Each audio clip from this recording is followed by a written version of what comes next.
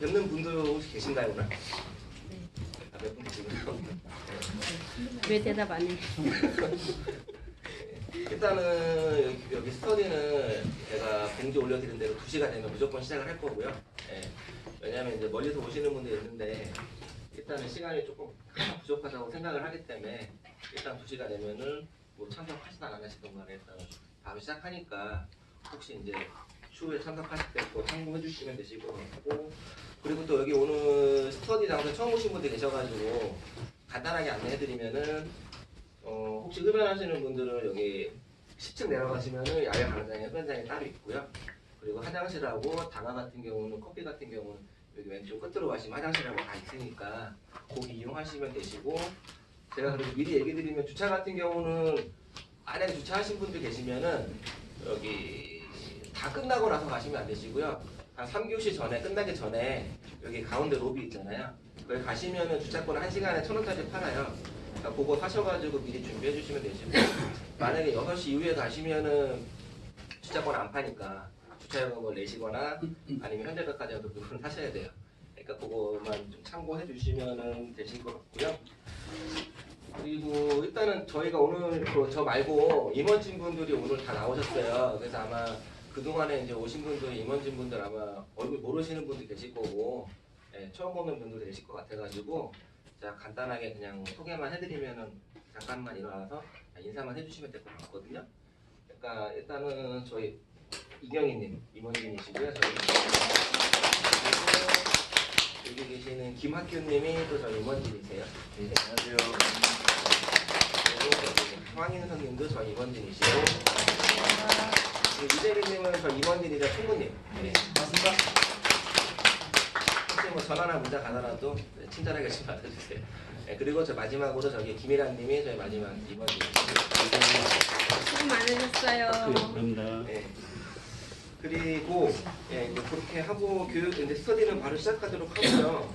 제가 일단은 여기 스크린을 오늘 자료 다 드린 걸로 해가지고 하려고 했는데 작동이 잘 안 돼가지고 그냥 제가 같이 보고 설명드리면서 이제 얘기를 드릴 수 있도록 하고요. 이거를 하기 전에 이제 제가 좀 몇 가지 얘기 드릴 게, 저한테 이제 중간중간에 이제 다른 것 때문에 현장에서 식무를 하시거나 아니면 식무를 안 하더라도 좀 애매한 상황이 생기시면 전화 오신 경우도 가끔씩 있거든요. 그런 거 제가 상담을 하는데, 상담을 하다 보면은 제가 미처 생각을 못 했던 건데, 아, 이거 얘기해드리면은 도움 되겠다 하는 것들이 있어요. 주제들 몇 개씩.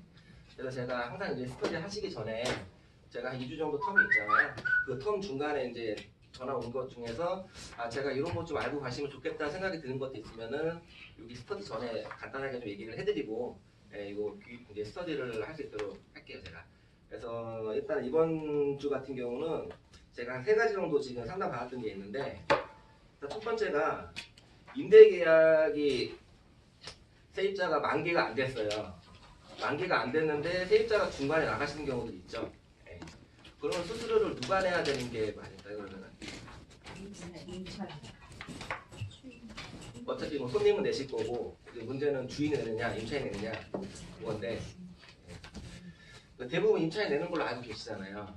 그러니까 어떤 부동산 중개 수수료도 양 계약 당사자 외에 내시는 경우는 없어요, 법적으로. 제가 예전에 이거 처음 제가 한번 모임했을 때 얘기 드렸던 것 같긴 한데, 지나가면서 수수료는 원칙은 무조건 임대인이 내는 거예요. 만기 전이든 만기 후든 간에. 그러면 왜 임차인이 수수료를 내느냐? 임차인이 수수료를 내는 이유는 임차인이 중간에 나가게 되는 경우는 임차인이 아쉬운 경우잖아요. 그렇죠? 그러니까 주인한테 부탁을 하는 거예요. 수수료 제가 주인분 부담 안 되게 해줄 테니까 방을 뺄 수 있게 해달라. 그래서 관례상으로 임차인이 내는 거지, 임차인이 무조건 내는 건 아니에요. 그러니까 일단 원칙을 알고 계셔야지 나중에 이제 이런 건이 생기면 상담을 하실 수가 있어요. 네. 그러니까 나중에 이제 수수료 얘기를 안 했어요, 세입자한테. 근데 저희는 다 이제 알고 있잖아요. 상식적으로 뭐 어찌 되었든 간에 임차인이 수수료를 낸다는 거는. 근데 계약 다 해놓고 잔금 때 갔는데 임차인이 수수료 못 준다 그래요. 이거 내가 왜 내냐고. 법적으로 임대인 내는 거 아니냐고. 그럼 뭐라고 얘기하실 거세요? 그러면 할 말이 없어요. 원래 임차인이 내는 건데요. 이렇게 얘기하시면 임차인이 만약에 아, 내가 계약한 사람도 아니고 당연히 주인한테 내가 왜 내야 되냐, 법적으로 문제 없는데, 그러면 하실 얘기가 없잖아요. 쉽게 얘기해서. 그러니까 이런 경우들이 생긴단 말이죠. 그러니까 이제 이런 경우 같은 경우는 만약에 세입자가 만기 전에 방을 내놓는 경우는 수수료 부분을 필히 물어보셔야 돼요. 지금 수수료 내고 나가셔야 되는 거 아시죠? 예, 그거를 꼭 물어보셔야 되는 게 일단은 첫 번째 포인트고요. 그리고 두 번째는 뭐냐면은 예를 들어서 지금 3월인데 세입자가 이제 만기가 3월이에요. 3월인데 한 11월쯤에 방을 내놨어요. 만기 전이죠. 명백하게 한 4, 5개월 전이니까 이제 방을 내놨는데 방이 안 나가는 거예요. 그러니까 그때 처음에 내놓을 때는 세입자가 수수료를 준다고 얘기를 했어요. 근데 한참 몇 달 지나고 나서 한 1월 달에 계약을 해버린 거예요. 그리고 들어오는 사람이 한 2월 달에 입주를 해요. 근데 그때 가서 계약을 딱 했더니 세입자 입장에서는 내가 만기가 3월인데 2월에 입주하면은 만기 다 된 거 아니냐. 나 수수료 못 주겠다. 그런 경우 생겨요. 애매하죠. 네, 상당히. 그러니까 이런 경우를 미연에 방지하기 위해서는 제일 중요한 거는 저희가 중개업을 하면 저희가 일단 사고를 막는 게 되게 중요하니까 이런 걸 저희가 예측을 하고 세입자랑 미리 통화를 해서 확답을 지어놔야 돼요. 정확하게. 네. 그래서 보통 이런 경우 같은 경우는 어떻게 처리를 하냐면은 만약에 중간에 계약이 진행이 될 것 같으면 애매하잖아요. 1월에 계약을 하고 2월에 들어오고 그러면은 제일 좀 현명한 방법은 임대인하고 임차인 둘 다 이제 세입자 전화해가지고 수수료를 반반씩 부담한다든가. 네. 근데 그런 얘기를 할 때 무조건 반 내세요 이렇게 얘기를 하면은 납득을 안 하실 거고 일단 원칙적인 거 설명을 해드리세요. 이런 경우는 임대인이 될 수밖에 없고 이런 경우는 세입자가 내는 게 맞는데 이러한 상황 같은 경우는 애매하니까 서로 반씩 양보하자. 그럼 손해보는 거 아니지 않냐. 만약에 세입자가 만약에 방 어차피 안 나가니까 나 만기 때 나갈래. 그러면은 임대인 입장에서 수수료를 다 내야 되니까 부담스러울 거고 쉽게 얘기해서 세입자도 마찬가지고요. 그런 거를 좀 현명하게 얘기해 주시면 사전에 얘기해 주시면은 이거에 대한 사고가 생길 일이 없어요 사실은. 그러니까 이 사고가 항상 생기는 이유가 사전에 물어보질 않으세요 세입자한테 수수료에 대해서. 그러니까 수수료 얘기하는 걸 되게 어려워하시는 분들이 있어요 중개사분들 중에서. 아 수수료 얘기하면은 법정수사 다 줄까? 또 깎지 않을까? 근데 깎고 안 깎고가 중요한 게 아니라 줄지 안 줄지에 대해서 명확하게 얘기를 하셔야 된다는 거. 그래서 그것 때문에 이제 저한테 이제 문의가 왔던 경우가 있었는데 이제 이런 거는 정확하게 알고 실무에 가셔야지 실수를 안 하실 것 같다는 생각이 들어가지고 이제 얘기를 한번 드렸고요. 그리고 두 번째 경우는 어떤 케이스였냐면은 세입자가 자동 연장이 됐어요. 만기가 돼서. 예. 이제 2년 살고 이제 자동 갱신을 하려고 그래요. 예. 그러면은 재계약서를 써야 될까요? 안 써야 될까요? 그런 경우는? 재계약 당연히 써야 되는데. 네? 써야 되고. 그쵸, 써도 되고 안 써도 되죠. 써야 되는데 안 쓰죠 대부분. 네, 써도 되고 안 써도 되고 쉽게 얘기해서. 그럼 재계약서를 안 쓰면은 누가 유리할까요? 세입자. 재계약을 쓰시면은 임대인. 네, 그거의 가장 큰 이유가 뭐라고 생각하세요? 네. 왜 임차인이 유리하고 계약서를 쓰면 임대인이 유리하고? 수수료. 저기 그 임차인이 아무 때나 나간다 그럴 수 있잖아요. 근데 네. 계약서를 쓰면 아무 때나 나갈다는 말을 못 하는 거 아닌가요, 혹시? 네, 맞아요. 그게 제일 지금 팩트예요. 제일 중요한 건데 재계약서를 안 쓰시면은 세입자가 해지 통보를 하면은 3개월 이내 방을 빼줘야 돼요. 조건 없이. 그러면 그런 경우 또 수수료 문제가 생겨요. 보통 이제 저희는 알고 있지만 임대인 같은 경우는 그런 거 모르거든요. 재계약했으면 2년 그대로 한 거 아니야. 네가 정말 나간다 그러면 수수료 내고 나가야지. 그럼 그때 문제가 생긴단 말이에요. 그리고 이제 아까 말씀하신 대로 반대로 재계약서를 쓰는 경우는 제일 깔끔해요 그냥. 예, 세입자도 할 말 없고 예, 임대인도 딱 깔끔하고. 그런데 대부분의 중개업을 하시는 분들이 이제 이거를 재계약서를 써줄 때 돈을 받느냐 안 받느냐 그것도 막 물어보시는 분도 많고 사실 재계약서 쓸 때 제가 볼 때는 부동산 중개업소를 넣지 않고 써주셔도 되거든요. 그냥 쌍방 합의라고 그냥 종이만.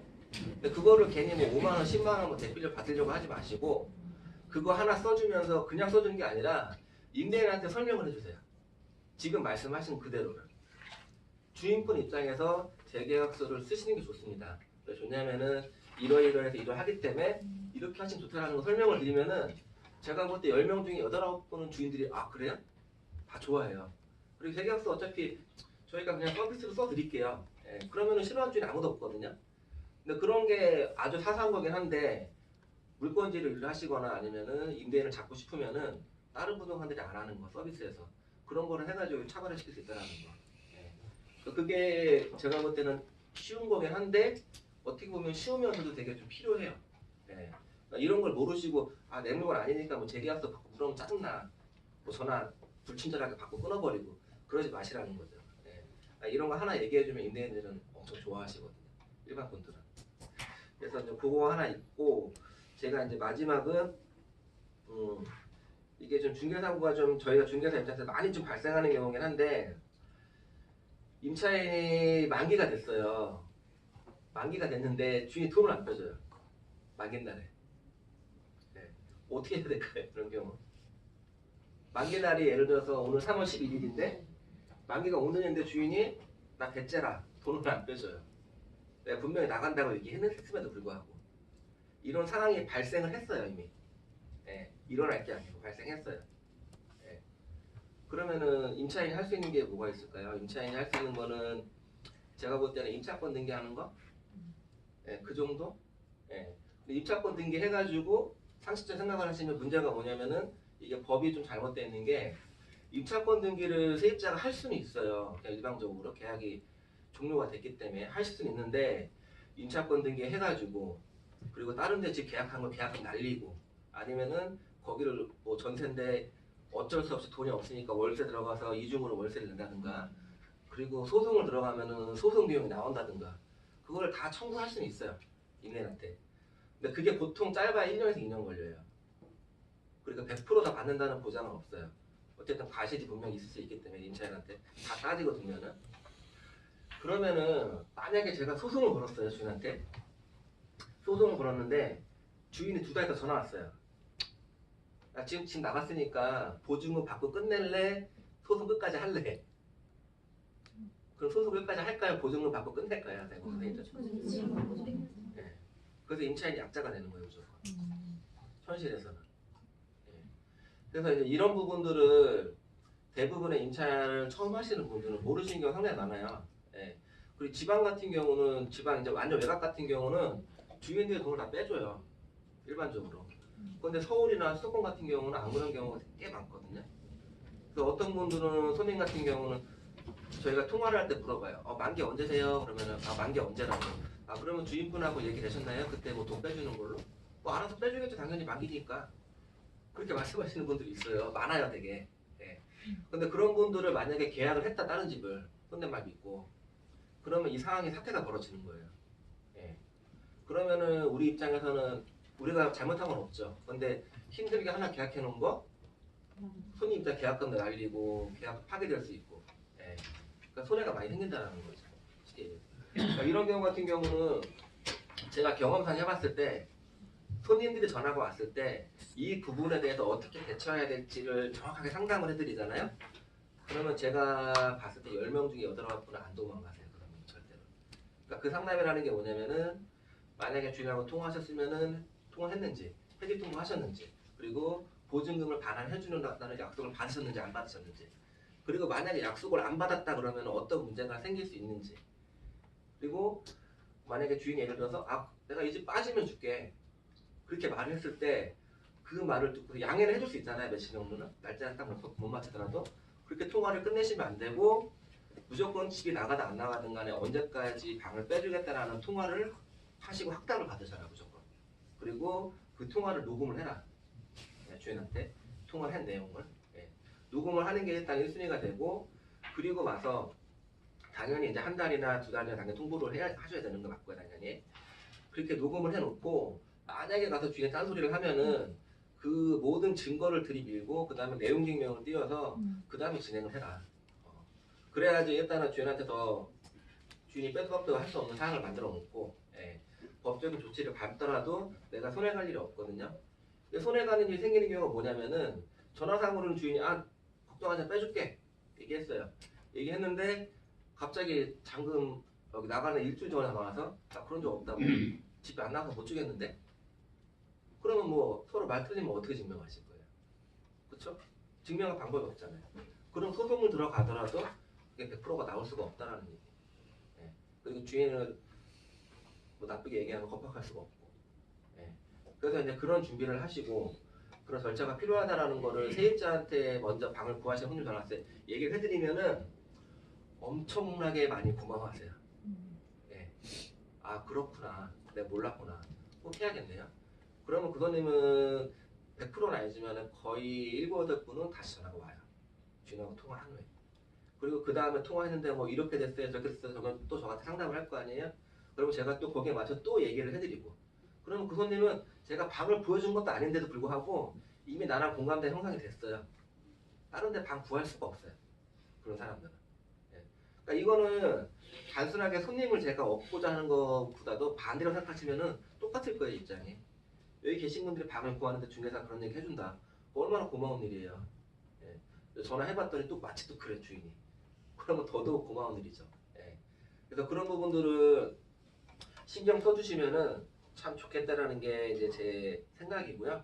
그래서 일단은 요 세 가지가 제가 한 2, 3주 정도 이제 사이에 두고 전화가 왔었는데 어떻게 보면은 지금 얘기해보면 되게 쉬운 거긴 한데 실무에서 실제로 하는 게 어려워요. 그리고 이거는 공부해도 나올 게 없잖아요. 공부해서 누가 알려주겠어요. 이거. 그냥 겪어보니까 사고 터지면 그때 가서 이제 한번 생각해보는 거죠. 일단은 요거는 이제 참고로 한번 얘기를 해드렸고 이제 본격적으로 이제 오늘 주제에 맞춰서 이제 등기 스토리를 좀 갈 건데요.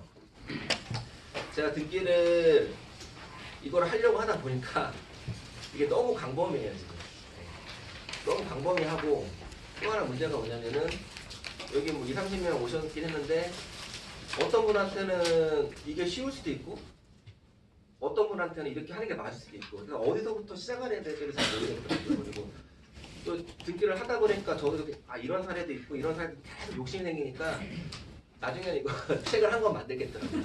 그래서 지금 이것도 사례를 엄청 줄여놓은 건데 그 사례 내에서도 등기를 다 집어넣은 게 아니라 필요 없는 건 다 뺐어요.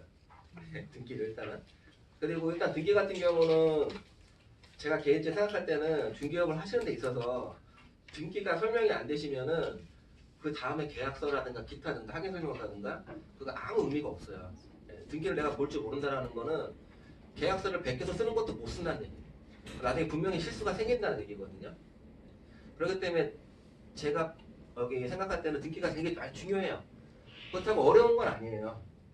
어려운 건 아닌데 좀 사소한 거라 내가 알고 시작을 하느냐 모르고 시작하느냐 생각 안 해본 것들 그게 되게 많이 중요한데 일단은 제가 사례를 여기 지금 적어드린 게 하나 둘 6개 사례가 있거든요. 6개의 사례가 있는데 사실은 이 사례 중에서 제가 지금 미리 얘기 드리면은 제가 추가를 이제 하고 싶었던 내용들이 사실은 이제 준공이 났는데 이제 미등기 건물 같은 경우 이제 계약할 때 어떻게 등기를 봐야 되는지랑 그리고 준공도 안 났고 미등기인데 어떻게 계약할 건지랑 그런 등기들 그리고 융자가 많아요. 엄청 많다고 무조건 계약을 못하는 건 아니거든요. 융자가 뭐 한 100매덕 있어요. 그렇다고 계약을 못하는 건 아니에요. 그거 겁먹고 못하면 그 사람만 못하는 거예요. 하는 사람은 다 하거든요. 이거를 설명을 잘하고 이 집이 문제가 없다가 판단이 되면 하실 수 있는 거거든요. 그런 부분들하고 단독주택 같은 경우나 상가주택 같은 경우 이제 용도가 층별이 다 틀리거든요. 이제 그런 부분들의 사례는 사실은 좀 빠졌어요. 여기에. 그것까지 다 넣지는 못했어요. 제가. 그거 빼고도 지금 중요한 내용이 너무 많아서 일단은 그거에 대한 부분은 제가 일단 오늘 4시 내 타임이긴 한데 요 등기만 가지고도 제가 세 타임을 안에 끝낼지는 잘 모르겠어요.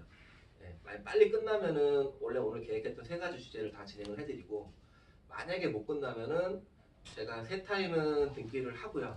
그리고 마지막 한 타임은 거기 투자 토론을 일단 해야 되니까 그거 하시고 그리고 25일날 할 때 만약에 나머지를 이어서 하는 쪽으로 지금 할 테니까 그거만 좀 양해를 해주시고 일단은 오늘 스터디 같은 경우는 제가 볼 때는 동영상을 제가 찍긴 하는데 이건 현장에서 안 들으시면 동영상 봐도 제가 볼 때 이해가 안 될 확률이 커요. 이 많은 종이를 가지고 뽑아가지고 동영상으로 들으시면 아마 이해 잘 안 되실 경우가 크거든요. 그리고 사실 오늘하고 이 등기 설명 같은 경우는 가능하면 좀 꼭 와서 듣고 하셔야지 다음 차례에 아마 계약서나 확인 설명서라든가 그거 들어갈 때 조금 더 접근이 편하실 거거든요. 뭐 일단 오늘 오신 분들은 감사드리고 일단은 오늘 오신 분들 등기만 조금 제가 기대했던 것만큼만 조금 얻어가실 수 있으시면은 아마 실무에서는 정말 많이 도움이 되실 거라고 생각을 하고요. 네. 그리고 일단 오늘 자료는 뭐 훑어보시면 알겠지만 아무것도 없어요. 등기만 있어요.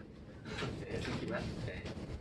제가 볼 때는 이게 저희가 볼 거기 때문에 이론적으로 뭐 이렇게 많이 쓰고 그거 다 필요 없어요. 이게 등기가 어떤 건지만 보면 되거든요. 그래서 일단 등기 사례만 넣어드렸고, 그리고 이제 앞에 한 몇 페이지 정도는 제가 이걸 늘까 말까 고민을 제가 많이 했는데, 여기 현업에 계신 분들은 뭐 등기 다 끊어봤으니까 아시겠지만은, 예, 아마 그렇지 않으신 분들은 제 생각에는 아마 교육 가셔도 자기 본인 집 등기밖에 안 끊어보셨을 거예요. 예, 그래서 이제 부동산 인터넷 등기소가 어떻게 되어 있는지, 예, 그거 한번 보시라고 제가 넣어드린 거예요.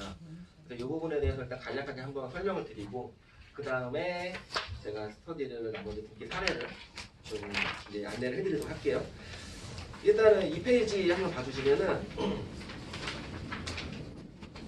이 페이지 가시면은 뭐 특별한 거 없는데 이게 그냥 인터넷 등기소에 들어가시면 나오는 거.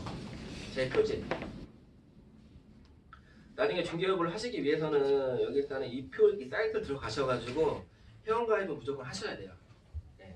회원가입 해놓으시는 게 편하시고, 그리고 여기 들어가시면은 제가 동그라미 2개 쏘는 거 있잖아요. 열람하기랑 발급하기. 저희가 쓸 거는 이 두 가지밖에 없거든요. 이 두 가지 중에서도 솔직히 쓸 거는 열람하기가 99%. 발급하기는 거의 쓸 일이 없어요. 예. 그러니까 발급하기는 언제 사용하시냐면은 관공서에 서류를 제출해야 되는 경우. 근데 부동산이 그걸 할 일은 거의 없겠죠, 아마도. 일 개인이 만약에 필요해서 뭐 대출이라든가 아니면 다른 것 때문에 필요하면 모를까, 부동산이. 그리고 발급하기가 더 비쌉니다. 그러니까 열람하기를 항상 끊으시라는 거. 예. 그거를 이제 체크해드리려고 도와드린 거고요. 그리고 이제 3페이지 넘어가시면은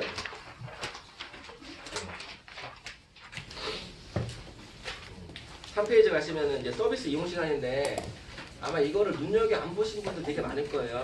부동산 아마 실무하시는 분들 중에서도. 지금 제가 이거를 왜 안내해드렸냐면은 이게 오래된 예전 같은 경우는 시간 제약이 있었어요. 지금은 24시간이잖아요. 예전 같은 경우는 밤 10시 이후에 등기를 못 끊었어요. 네. 그게 뭐 옛날 뭐 몇십 년 전 얘기가 아니라 몇 년 전 얘기거든요. 네. 그런 사례가 있었고, 그래서 이걸 제가 그럼 24시간인데 뭐하러 넣어놨냐. 밑에 것 때문에 넣은 거예요. 밑에 뭐냐면 인터넷 등기소 가지고 등기를 하실 수 있거든요. 셀프 등기를. 네. 하실 수가 있는데 이거는 등기소랑 시간이 똑같아요. 네. 9시부터 18시까지. 참고적으로. 네. 그러니까 이 시간이 등기소 업무 시간이에요. 네. 저희가 아셔야 되는 거는.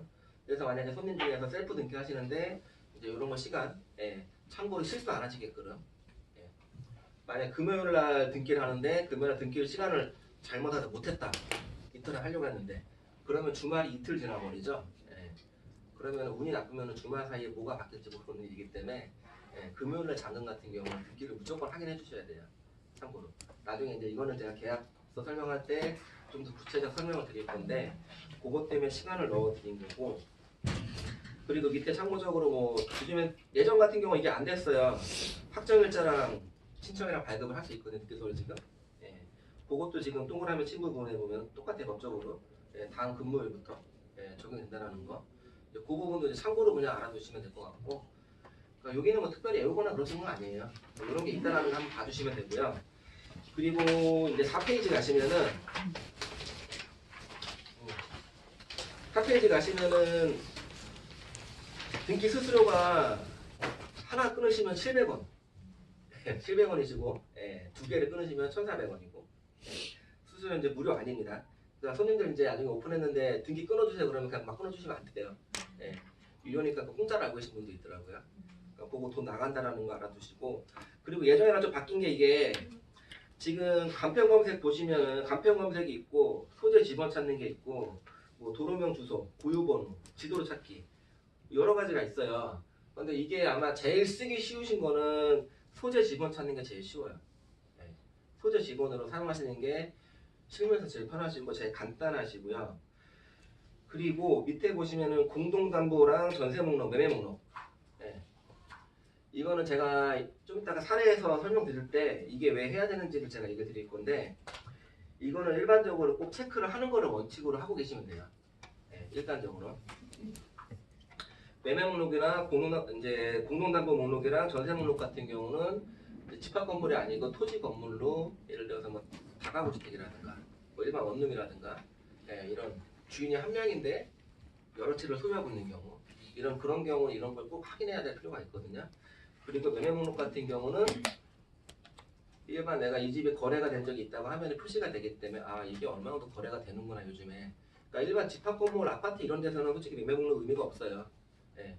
근데 중요한 건 이거 매매 목록 같은 아까 금방 얘기드린 집들 한 분이 여러 채를 소유하고 있는 경우 그런 경우 저희가 이제 건물이라 얘기하는데 건물은 솔직히 거래가 많이 되는 게 아니기 때문에 시가라는 게 없단 말이죠. 모르잖아요. 예. 그런 거 중에서만 찾다가 매매 사례가 있다 그러면은 대충 알 수 있어요. 저희가 그런 집 같은 경우는 그런 것 때문에 꼭 필요하다는 건데 요거에 대한 자세한 설명은 아마 사례에 제가 또 표시가 되어 있으니까 한 번 더 얘기를 제가 해드릴 거고요. 그리고 여기 소재 지번으로 검색하실 때 가끔 그런 경우가 있어요. 이제 지하층 같은 경우 해야 되는데 지하층 경우 등기가 되게 애매하게 돼 있어요. 어떤 집은 한글로 제비동, 어떤 집은 영어로 B동, 어떤 집은 뭐 이동 다 틀리거든요. 그럼 이런 경우는 본인이 아무리 그 동이랑 호수 치셔도 검색이 안 돼요. 없는 주소라고 나와요. 이제 그런 경우는 동을 제외를 하고 호수만 치시면은 쭉 떠요. 아 그러면 이 집은 지하를 뭘로 표시했구나 아실 수가 있거든요. 그러면 그걸 선택해서 뽑으시면 돼요. 그러니까 이제 막연하게 부족을 하지 마시라는 거. 딱 그게 등기는 틀릴 수도 있으니까 우리가 흔히 부르는 거나 그리고 이제 고유번호 찾기라고 또 있긴 한데 고유번호 같은 경우는 거의 쓸 일이 없긴 한데 등기 보시면 이제 뒤에 사례들 아무거나 열어보시면 오른쪽 위에 다 고유번호가 있어요. 등기에. 이거는 가끔씩 이제 법무사랑 이제 은행 쪽에서 정확한 등기를 확인하기 위해서 물어보는 경우가 있거든요. 그러니까 이게 이런 게 있다더라. 그 정도만 알아두시면 돼요. 만약에 누가 전화 와서 고유번호 불러줬어. 근데 중개업자 그게 뭐예요? 이렇게 물어볼 수도 있어요. 모르시는 분들은. 근데 그렇게 물어보시면 안 되고 고유번호 등기를 끊을 수 있다. 그렇게 알아두시면 되세요. 이 부분은. 그리고 이제 다음 페이지도 넘어가시면요. 제일 등기 끊을 때 제일 중요한 부분 중에 하나인데 말소사항 포함이라고 써있는데 일단 이것도 마찬가지로 원칙은 말소사항 포함으로 뽑는 게 원칙이에요. 일단은 현재 유효사항으로 뽑으시면 안 돼요. 그게 이유가 있거든요. 그 이유는 제가 여기 다음에 사례에서 제가 이유를 좀 자세하게 설명을 해드릴 테니까 그때 한번 파악하실 수 있도록 하시고 여기 등기를 끊을 때는 항상 말소사항 포함으로 끊는 게 원칙이라는 거 그거를 꼭 명심해 주셔야 되시고요. 그리고 6페이지 가시면은 이제 결제를 해야 되는데 결제 방법이 4가지가 있어요. 신용카드로 하실 수도 있고 뭐 이런 거 혹시 설명 들으신 적 있나요? 없어요. 없죠. 너무 좋아요. 이 결제하는 것에 대해서 결제하는 거를 중요한 건 아닌데요. 알아두시면 편하거든요. 그냥 이게 지금 결제 방법 4가지가 있어요. 혹시 지금 실무하시는 분들 중에서 김장님 어떤 걸로 결제하세요? 저희는 그 대표가 네. 그 법무사들이 네. 뭐 이렇게 등록해놓은 게 있는데 그냥 공짜로 끊더라고요. 아 그걸로? 네. 그리고 인선 씨는 어떻게 뭘로 끊으세요? 신용카드로 끊으시죠? 전 휴대폰. 휴대폰으로? 그러니까 이게 몰라서 못 끊으시는 건데 제일 편한 거는 선불 전자 지급수단으로 끊는 게 제일 편해요. 이게 뭐냐면은 여기 바로 뒷장에 나와 있거든요. 전자 민원 캐시라고 있어요. 전자 민원 캐시라고 있는데 여기에 가입을 해서 충전을 해놓으시면 돼요. 돈을 그냥 현금으로 결제하든 카드를 결제하든 5만 원, 10만 원 충전을 하시게 되면은 내 고유 번호를 줘요. 10자리 번호로. 그러면 그 번호만 알고 있으면 어디서든 끊을 수 있어요. 그 잔고가 있으시면. 이것도 인터넷 등기소 페이지 내에서 할 수 있는 거예요. 그럼요. 네. 그래서 지금 제가 동그라미 쳐놓은 게 선불 전자지급수단 있죠? 그게 지금 뒤에 있는 그거예요. 전자민원 캐시. 그리고 신용카드나 아니면 전화로 끊으면 되게 번거롭잖아요. 또 계속 쳐야 되고. 네. 그래서 이걸로 하시면은 제가 지금 창을 열어놨는데 거기 종이에 선불 전자지급 수단번호라고 딱 돼 있죠? 네. 12자리 번호. 이게 있어요. 그러니까 나중에 혹시 뭐 직원들 주시게 되면은 이 번호만 알려주시면 돼요. 네, 그러면 아무 때나 결제가 될 수 있어요. 그래서 잔고가 없으면은 또 안내가 오거든요. 그때 또 충전하면 되고. 그래서 10,000원부터 100,000원까지인가 이렇게 충전하실 수가 있거든요. 그래서 이거를 쓰시면 좀 편해요, 훨씬. 네. 이거 아마 몰라서 못 쓰시는 분도 많을 것 같아가지고 제가 그거 안내해드렸고요. 그거랑 이제 7페이지는 어차피 같은 내용이고요. 그리고 이제 바로 8페이지로 넘어가시면은요. 여기 혹시 뒤에 분 잘 들리세요? 네. 네. 8페이지로 가시면은 이제 일반 등기인데 제가 이거를 뽑아드린 거는 예전에는 사실 이게 없었던 건데 제가 동그라미 친구분에 보시면은 부동산 정보 요약이라고 있어요. 이게 없었거든요 예전에. 그러니까 요거를 클릭하시면 어떤 창이 뜨냐면은 바로 뒷페이지, 네, 10페이지 나와 있거든요. 10페이지 이런 창이 뜨는데 여기서 저희가 필요한 거는 개별공시지가랑 토지 이용 계획이 뜬다라는 거. 예전에 이게 안 떴거든요. 이런 게 없었거든요. 이걸 다 찾아서 써야 되거든요. 그러니까 이거를 쓰려면 사실은 이게 임대는 필요가 없고요. 매매계약서에 필요하세요. 매매계약서 쓸 때 필요한데 이제 등기부에서도 이걸 확인할 수 있기 때문에 매매계약서 쓰실 때 굳이 또 건축물 내장 뭐 연락하고 뭐 토지기용 계약서 확인하고 그럴 필요가 없다라는 거. 네. 그래서 이런 거 이제 참고해 주시면은 나중에 계약하실 때 많은 도움이 되실 거라고 생각이 되고요. 네. 그리고 일단은 뭐 여기까지 인터넷 등기소에 대한 설명은 제가 간단히 끝났거든요. 네. 근데 아마 이거 다 알고 계신 분도 있으실 거고 모르신 분도 계실 거긴 한데 이거는 그냥 한 번만 알아두시고 아니면 신고 가시면 다 하시는 거니까 그렇게 부담을 느끼실 필요가 없으세요. 그리고 이제 본격적으로 이제 사례를 들어갈 건데요. 사례가 6가지인데 뒤로 갈수록 복잡한 사례예요. 뒤로 갈수록 복잡한 사례니까 제가 참고를 미리 얘기를 해드리고 일단은 지금 첫 번째 사례 같은 경우는 이제 집합 건물의 아파트 아마 제일 많이 보시겠죠? 여기 해놈들이 아마도 여기서 지금 요게 제가 동그라미 여러 개 써놨는데 일단 요거 기초 아주 기본인데요.